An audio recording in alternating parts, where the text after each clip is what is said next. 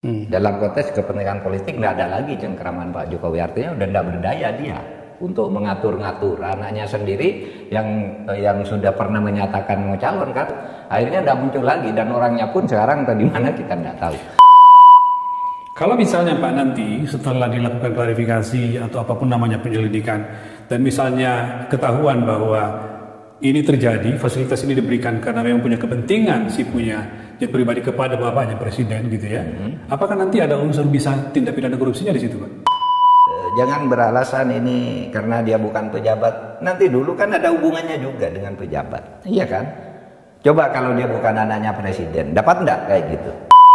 Dan ketika Blok Medan itu ditanya siapa itu Blok Medan itu Kahiyang Ayu dan Bobi. Nah berarti dia terkait di situ. Mestinya diperiksa dong. Itu tadi kalau KPK-nya tidak melipir, itu harusnya diperiksa. Sejauh ini respon penyidik mengatakan itu ketika proses penyidikan kami tidak menemukan, hanya muncul belakangan di sidang. Harusnya kan sidang itu di follow up lagi oleh penyidik ya? Iya, penyidik tidak benar yang begitu. Jangan lupa subscribe dan nyalakan lonceng notifikasi. Selamat menyaksikan.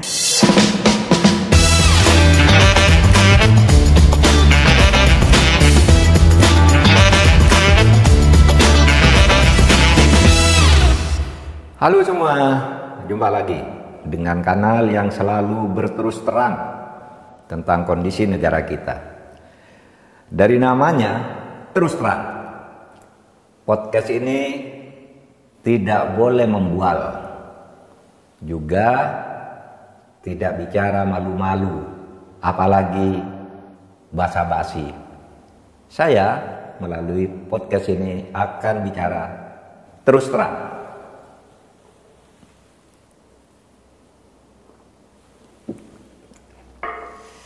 Melalui podcast ini, saya akan terus mengajak Anda untuk merawat demokrasi, memelihara keberagaman, dan terus berteriak agar hukum kita tegak tanpa pandang bulu untuk Indonesia tercinta. Baik, mari kita mulai. Silakan, mau tanya apa? Ada beberapa isu terkait hukum dalam pekan-pekan ini yang ramai dibincangkan di publik. Saya sebut dua misalnya, dan ini terkait dengan keluarga presiden. Soal penggunaan private jet oleh Kaisang dan istrinya ke Amerika. Yang jadi kontroversi apakah ini gratifikasi atau bukan. Lalu yang kedua, isu masih terkait dengan Wali Kota Medan, Bobi Nasution, yang itu adalah mantu presiden juga. Yang kasus yang kemudian ditekankan oleh publik agar KPK memanggilnya terkait dengan dugaan keterlibatannya dalam izin usaha tambang di Maluku Utara. Tetapi saya belum masuk ke sana. Saya akan memulai dulu dengan hal yang lebih signifikan, saya kira, yang lebih penting, yang lebih substantif, adalah kaitannya dengan upaya perjuangan masyarakat sipil dan kalangan kampus untuk menyelamatkan demokrasi dan mengembalikan marwah konstitusi kita. Sejauh ini Pak Mahfud, setelah demo besar-besaran kemarin tanggal 22 Agustus, lalu mulai makin mereda sekarang, mulai stabil sekarang, dan dalam konteks itu, apa pandangan Pak Mahfud tentang upaya yang dilakukan oleh masyarakat sipil dan kampus sejauh ini? Perkembangannya bagus ya, artinya gerakan kampus dan masyarakat sipil itu berhasil menghentikan langkah-langkah hegemonik. Karena sekarang hegemoni politik terutama dalam rangka pilkada kan sudah tidak ada ya. Kalau dulu kan orang mencekap, semua dikendalikan oleh apa yang disebut Kirplas, dari pusat sampai ke daerah-daerah mau diatur. Tapi begitu insiden perubahan rancangan undang-undang perubahan tentang undang-undang pilkada itu, lalu berkah Tuhan turun, semuanya terhenti.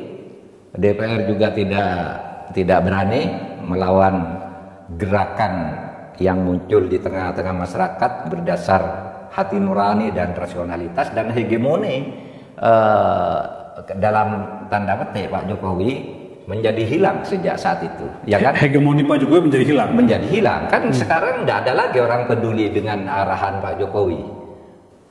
Plus mungkin masih dipertahankan di Jakarta karena ada, dalam konteks kepentingan politik maksudnya ya? Iya. Dalam konteks kepentingan politik tidak ada lagi cengkeraman Pak Jokowi, artinya udah tidak berdaya dia untuk mengatur-ngatur anaknya sendiri yang sudah pernah menyatakan mau calon kan, bahkan 2 hari sebelum peristiwa itu dia juga sudah diberitakan akan deklarasi dengan Lutfi, tapi sebelum itu lagi dia mengatakan saya siap bertarung gitu. Akhirnya tidak muncul lagi dan orangnya pun sekarang di mana kita tidak tahu. Tapi yang lebih penting, hegemoni tidak ada sekarang ini di daerah-daerah cair, dan itu bagus karena koalisi silang itu muncul lagi dan itu bagus bagi kebersatuan. Di Banten misalnya ternyata PDIP bisa berkoalisi dengan Golkar kan, ya kan? Di Jawa Timur juga, di mana-mana, di beberapa tempat saya dengar juga berkoalisi antara PKS dan PDIP. Jadi itu bagus. Sekat-sekat tidak ada lagi ya? Sekat-sekat tidak ada lagi dan tidak bisa lagi dikendalikan, harus misalnya ke Kemplas itu lalu ingin menguasai DPRD yang kemudian akan mempengaruhi pusat. Menurut saya itu bagus dan demokrasi hidup kembali. Artinya tidak ada lagi hegemoni di mana Pak Jokowi baik langsung maupun tidak langsung secara terang-terangan mengendalikan situasi di berbagai daerah. Sekarang kan sudah tidak ada lagi. Tidak ada lagi itu ya bukan tidak mau, tapi tidak bisa lagi dengan peristiwa itu. Nggak ada jalan untuk melakukan itu lagi. Iya, karena public common sense itu tidak bisa dibeli. Sehingga bolehlah kita berharap bahwa pilkada akan berlangsung November mendatang ini tidak akan seburuk misalnya dengan pilpres kemarin, gitu ya Pak ya? Iya, tidak akan seburuk dengan pilpres kemarin, dan itu menurut saya akan berlangsung sampai 5 tahun ke depan. Tidak akan ada koalisi permanen seperti yang dibayangkan oleh Kemplas itu. Itu akan bubar dengan sendirinya di mana-mana. Kalau enggak ya hancur kan. Anggota-anggota Kemplas di setiap daerah kan beda-beda kekuatannya. Beda-beda juga keinginan koalisinya, beda-beda juga masyarakatnya. Oleh sebab itu memang mimpi yang terlalu dibuat-buat ketika mau menyatukan Kemplas dari pusat sampai ke daerah-daerah. Bubar sendiri dengan Tapi sebelum pilkada nanti ini kan Pak Mahfud, kita akan menyaksikan pergantian kepemimpinan nasional kan Pak? Pada tanggal 20 Oktober Pak Jokowi lengser lalu digantikan oleh Pak Prabowo. Ada yang agak berbeda dan bisa dipersepsi positif. Misalnya kalau kemarin Prabowo mengatakan bahwa di sebuah pidato di acara Gerindra mengatakan menghormati Pak Jokowi, akan terus menghormati Pak Jokowi. Lalu disambut oleh Pak Jokowi, kalau Bapak sayang, saya juga sayang dengan Pak Prabowo. Begitu mesra. Apa yang kita baca sebagai rakyat dari dua pemimpin bangsa ini? Ya, saya agak terharu juga ya. Tapi apa yang dikatakan oleh Pak Prabowo yang disampaikan dalam sambutan di acara Gerindra ya, siap apel siaga Gerindra bahwa dia akan melindungi Pak Jokowi, akan berteman dengan Pak Jokowi kalau Pak Jokowi dicubit, Gerindra ikut sakit. Itu etika perkawanan aja. Dan kita gembira bahwa Pak Prabowo sekarang bisa bicara itu. Kan selama ini kan diem sebelum ada peristiwa itu. Betul. Tentang mau diapakan Pak Jokowi. Nah sekarang dia anggap Pak Jokowi teman kita sebagai etika perkawanan, tetapi dia sekarang sebenarnya mulai menegaskan dirinya, meskipun saya sekarang sudah hampir pasti dilantik sebagai presiden dan saya akan berkuasa 20 Oktober, ya dia tidak akan senang-senang, dia tetap kawan. Memang dia harus berkata begitu, masa mau mengatakan kamu saya tangkap kan enggak. Nanti itu proses-proses lain yang akan bekerja di luar. Jadi sungguhpun pernyataan itu kita apresiasi, kita nggak tahu nanti seperti apa setelah dilantik. Oh iya, karena tidak bisa mendesak dari lingkungan politik ya, perkembangan politik dan lingkungan politiknya. Kalau lingkungan politik di Gerindra, ya Pak Prabowo memang harus berkata begitu, Bapak teman kami gitu. Tetapi yang terpenting dari itu ya, sekarang kekuasaan presiden akan berada di Pak Prabowo dengan segala kewenangannya, dan Pak Jokowi nggak bisa cawe-cawe sekarang. Jalannya udah ditutup semua, Golkar sudah tertutup kan, kemudian mau ngatur daerah sudah tertutup, kemudian mau buat apa lagi dalam waktu pendek ini, melakukan rekayasa untuk memperpanjang jabatan, untuk membuat tangan-tangan kekuasaan di pemerintah daerah. Iya bisa barangkali di daerah tertentu, barangkali di Medan misalnya ya, mungkin di beberapa bagian di Jawa Tengah bisa, tapi tidak seseram yang terjadi sebelum 21 Oktober. Sebelum 21 Agustus. Ya. Sebelum itu kan semua demokrasi seakan mati, seakan terkunci oleh hegemoni kekuasaan Pak Jokowi. Sekarang nggak ada, bisa dia mau kemana coba. Nah, sehingga saya berharap dengan pernyataan Pak Prabowo itu betul, itu sebagai etika perkawanan memang harus mengatakan begitu. Meskipun kita apresiasi sebagai sebuah pasti kita apresiasi Pak Prabowo harus mengatakan simbol kemesraan dua sama dengan Pak Habibie dulu tetap melindungi Pak Harto sebagai mantan presiden. Tapi apa dia melindungi ketika digiring ke pengadilan? Ketika pengadilan terus memenuhi desakan-desakan publik untuk menegakkan hukum, iya kan? Saya menggarisbawahi itu Pak Fud, karena Pak Prabowo juga dalam kesempatan yang hampir sama waktu itu, ketika rapat dengan Gerindra mengatakan, misalnya untuk menegakkan hukum pemberantasan korupsi, dia mengatakan komitmennya, saya akan menyiapkan anggaran khusus untuk mengejar para koruptor. Itu bentuk ketebusan janji yang disampaikan Pak Prabowo. Nah, itu etika keindonesiaan yang dipakai oleh Pak Prabowo. Tapi saya kira ya Pak Jokowi enggak bisa lagi cawe-cawe mempengaruhi bahwa berteman itu ya, tapi mau ikut menentukan kayaknya sekarang pintu-pintunya udah mulai tinggal sedikit lah. Mungkin pintu kecil bisa sih mantan presiden, masa enggak bisa gitu. Tetapi ada dua hal yang perlu yang mungkin dihadapi ya oleh Pak Prabowo nanti. Dia harus merangkul Pak Jokowi karena jasanya atas keterpilihan dia sebagai presiden, ataukah akan mengutamakan bangsa dan negara? Akan mengutamakan bangsa dan negara ketika dihadapkan pada satu hal. Menurut saya kalau pilihan itu harus melindungi Pak Jokowi, kalau pilihan satunya melindungi bangsa dan negara atau menjaga kemajuan bangsa dan negara sesuai konstitusi, maka menurut saya pilihannya harus ke bangsa dan negara. Dan itu saya kira sumpah prajurit. Dalam konteks apa Pak harus misalnya harus melindungi Pak Jokowi? Misalnya ada suatu kasus ya yang nanti akan diungkap. Seperti kan zaman Pak Harto dulu lah, akan diungkap misalnya. Setelah dia lengser lalu muncul. Ya kan presiden dihadapkan pada pilihan melindungi atau meneruskan kepada lembaga hukum. Pak Habibie waktu itu meneruskan, tetapi dengan telepon yang tersadap dengan Galim itu agar diperlakukan baik-baik, bukan melindungi, diperlakukan baik-baik. Kan tetap di bocoran telepon dengan Jaksa Agung Galim itu ya. Iya, yang dianu oleh Umi siapa tuh? Wartawan kita itu. Memang begini, orang mengatakan Pak Prabowo harus berterima kasih kepada Pak Jokowi karena dia menang. Seperti pengakuan Pak Prabowo sendiri itu karena bantuan Pak Jokowi.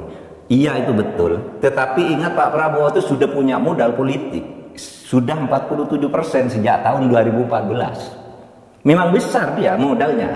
Kan 2014 53 lawan 47, ya kan? Yang sekarang yang 2019 ya segitu-gitu juga, 55 lawan 45 ya. Jadi kan? Sebelum dapat bala bantuan dari Jokowi sudah punya 47% ya. Sumbangan Pak Jokowi kecil juga, sehingga tidak perlu juga merasakan bahwa kemenangannya itu karena Pak Jokowi.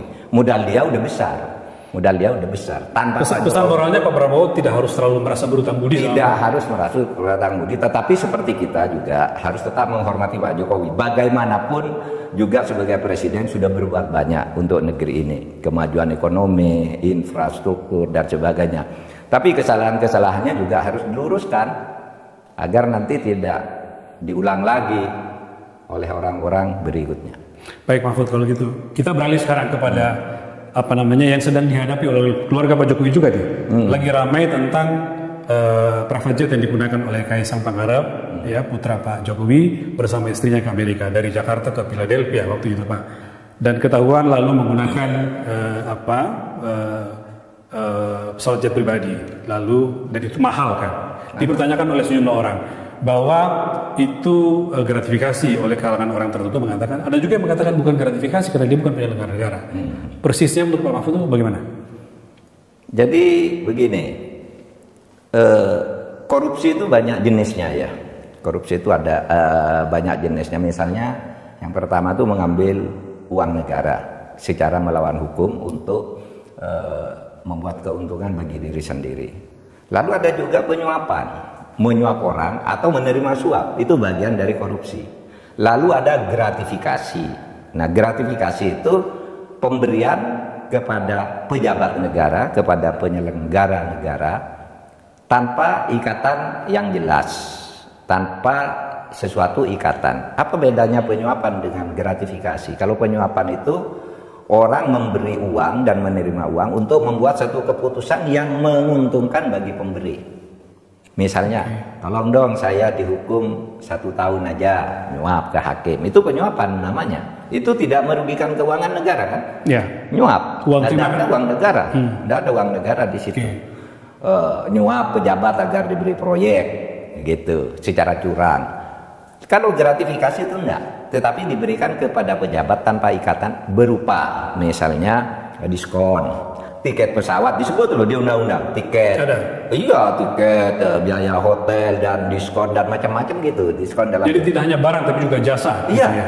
Itu masuk dalam gratifikasi. Yang itu dua-duanya suap maupun gratifikasi itu bagian dari korupsi ya? Bagian dari korupsi. Makanya saya katakan korupsi itu ada 7 macam itu tadi. Merugikan keuangan negara, penyuapan, gratifikasi, penyalahgunaan jabatan, penggelapan jabatan, pemerasan, itu bagian dari 7 macam korupsi yang berlaku di Indonesia. Gratifikasi itu memang hanya untuk pejabat, penyelenggara negara. Ya.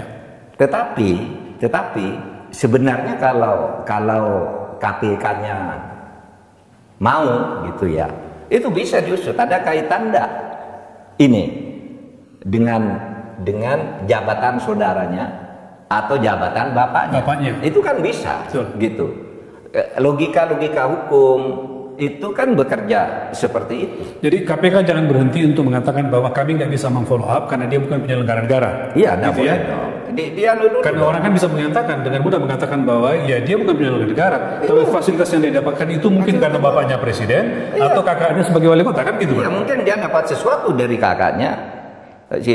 Perusahaan penyedia jet itu mungkin dapat sesuatu dari presiden, tapi tahu bahwa tidak boleh nerima sesuatu, udah kasihkan ke adik saya aja, kan bisa.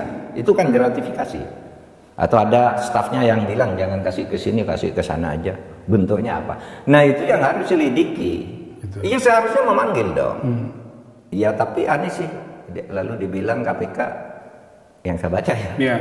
Saya tidak tahu lagi, tidak tahu di mana tuh Kaisang sekarang. Mau dipanggil nggak ada orangnya, dan tidak diketahui masih di luar negeri atau sudah pulang. Tapi di jumpa pers kemarin Pak Alex Marwata mengatakan bahwa sudah disiapkan suratnya untuk segera dipanggil. Iya, seharusnya begitu. Meskipun saya juga dengar dari Pak Alex itu untuk pencegahan, bukan untuk penyelidikan, untuk pencegahan.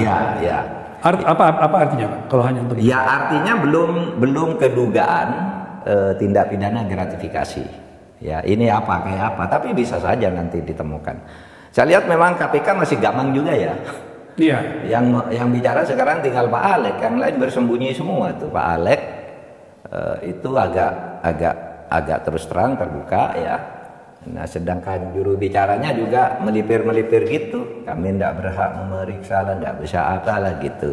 Harusnya tegaskan kami panggil kan boleh kami memanggil. Kaitannya dengan modus kan Pak, karena semakin kesini modus orang memberikan suap atau gratifikasi memang bukan langsung ke orangnya kan, tapi kepada orang lain kan, kepada istrinya, kepada anaknya atau bahkan kepada tukang kebunnya segala macam kan ada Pak. Iya, makanya banyak sekali sebuah perusahaan dibentuk di mana di rootnya tuh sopirnya seorang pejabat, ya kan? Nah itu sudah pencucian uang, lain lagi itu.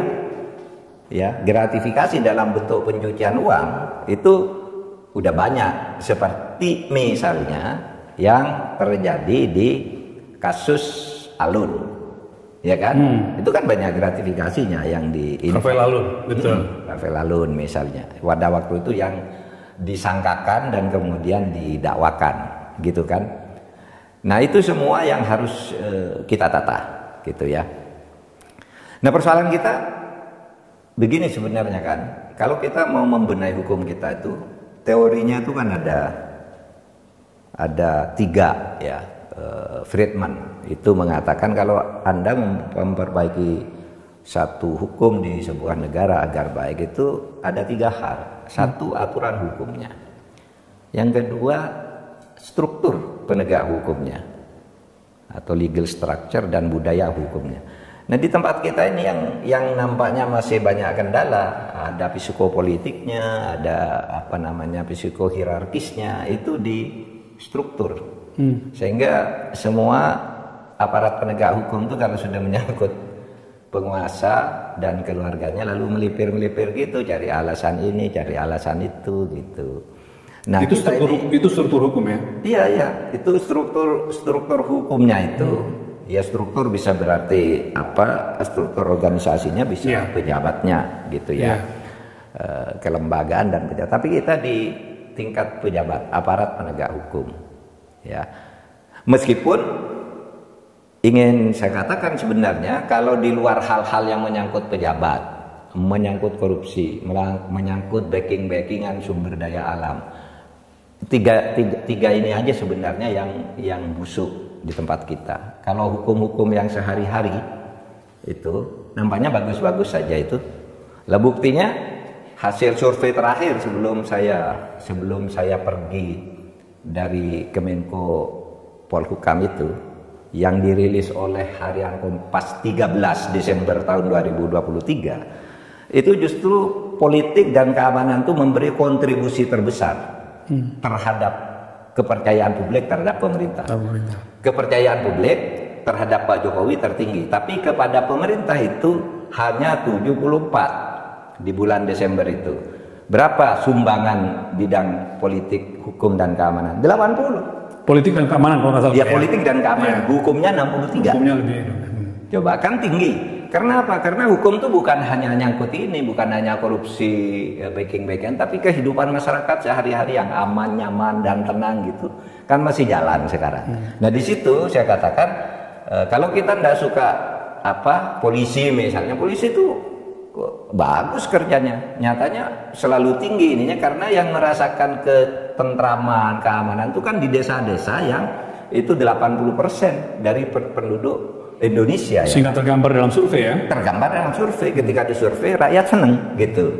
Nah itu, tapi dalam 3 hal ini, backing-backingan, korupsi, menyangkut keluarga pejabat ini semuanya gamang dan nampaknya tersandera. Nah oleh sebab itu saya kira kedepannya yang harus dilakukan itu adalah bagaimana membangun etika kehidupan berbangsa. Karena ini sudah kadang-kadang orang sudah tidak tahu etika lagi.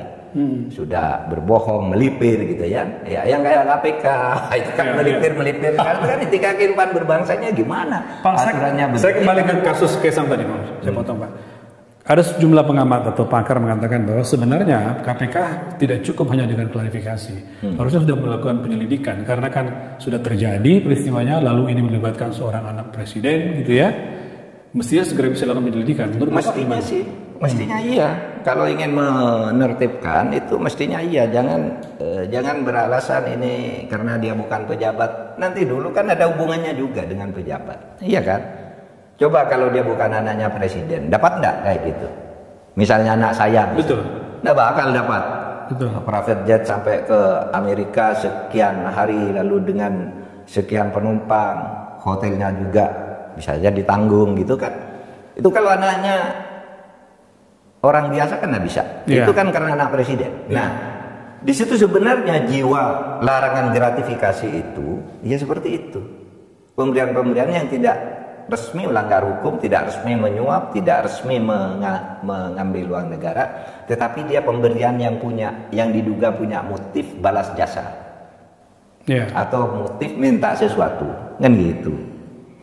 Kalau misalnya Pak nanti setelah dilakukan klarifikasi atau apapun namanya penyelidikan dan misalnya ketahuan bahwa ini terjadi, fasilitas ini diberikan karena memang punya kepentingan si punya jet pribadi kepada bapaknya presiden gitu ya. Apakah nanti ada unsur bisa tindak pidana korupsinya di situ, Pak? Ya bagian dari korupsi karena gratifikasi itu ya, itu hukumannya hukuman korupsi. Masuk di dalam undang-undang pemberantasan tindak pidana korupsi. Undang-undang tindak pidana korupsi itu menyebut satu, korupsi itu barang siapa merugikan keuangan negara untuk memperkaya diri sendiri atau orang lain atau korporasi dengan cara melawan hukum, itu korupsi. Yang kedua menerima suap atau penyuapan. Lalu yang ketiga gratifikasi, masuk di situ. Masuk di situ ya? Iya masuk di undang-undang korupsi, termasuk tiket pesawat, tiket kereta api. Jadi bisa serius sekali, bisa serius masalahnya ya? Disebut secara eksplisit di undang-undang bahwa itu gratifikasi. Eksplisit, nanti lihat aja undang-undangnya. Sebaliknya Pak, kalau misalnya dalam penyelidikan itu atau klarifikasi itu ditemukan bahwa ini bukan gratifikasi karena misalnya itu pendapatan Kaisang dari bisnisnya Kaisang kira-kira gitu ya. Apakah tidak sebaiknya ini diteruskan kepada petugas pajak karena ada nilai yang dihasilkan? Charter pesawat ke sana itu kan 8,67 miliar katanya. Ya. Bisa masuk kepada aparat pajak kan?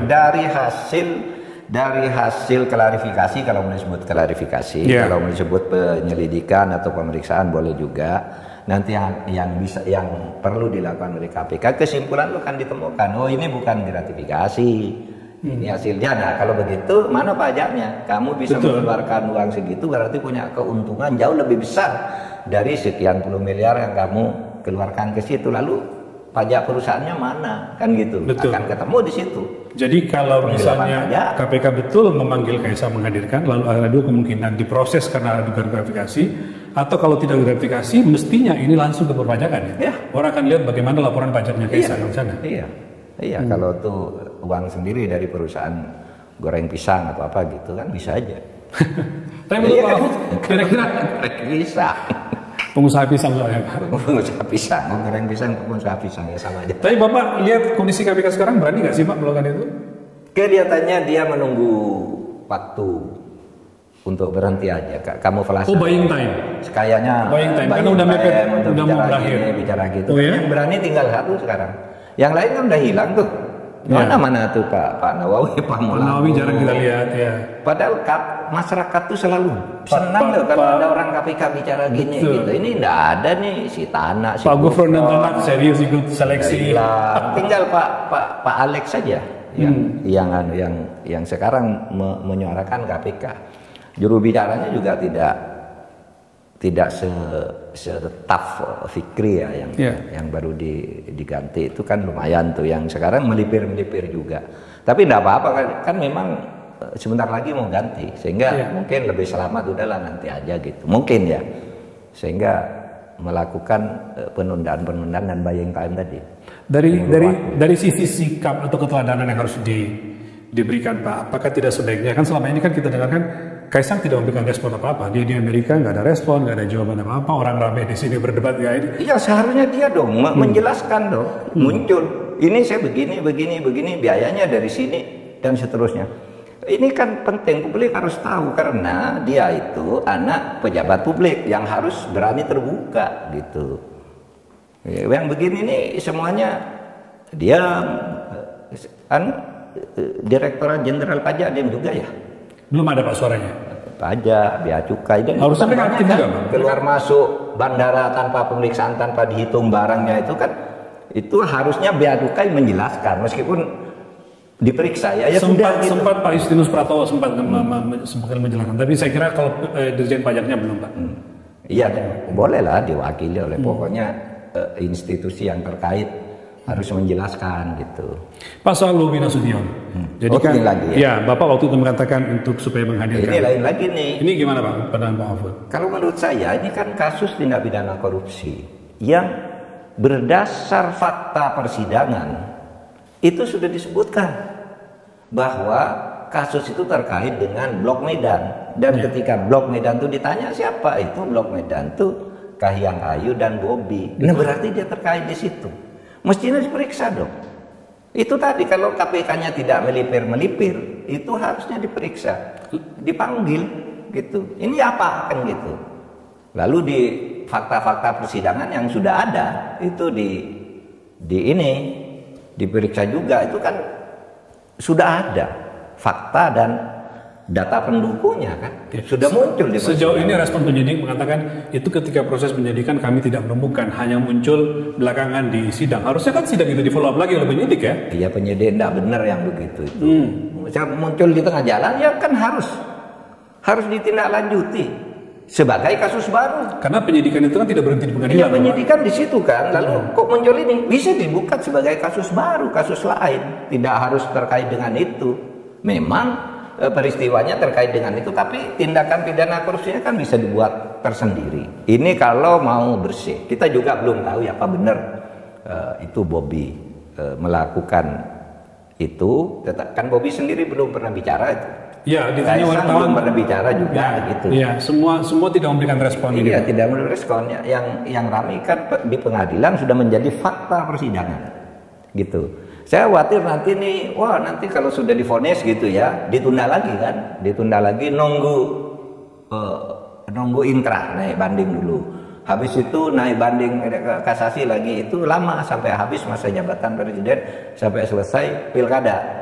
Dan kalau sudah selesai pilkada dan dia sudah terpilih, itu muncul agak sulit juga kan gitu. Atau ini bayangkan juga Mas, semua pelaku penegak hukum Pak, sampai menunggu misalnya pergantian presiden baru setelah itu baru mereka bisa jadi begitu juga. Itu kan yang saya katakan tadi, buying time kan, karena akan terjadi ini pergantian kan.